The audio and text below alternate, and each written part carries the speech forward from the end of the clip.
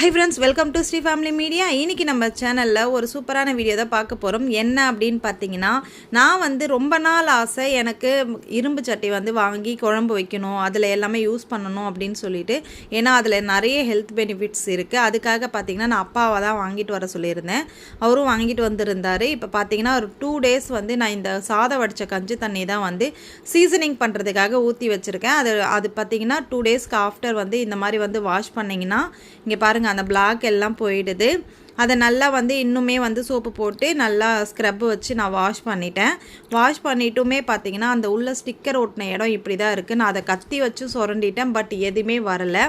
இங்கே பார்த்தீங்கன்னா அடுப்பில் சூடு பண்ணிவிட்டு அங்கே பாருங்கள் அந்த கலர் எப்படி இருக்குது பார்த்தீங்களா.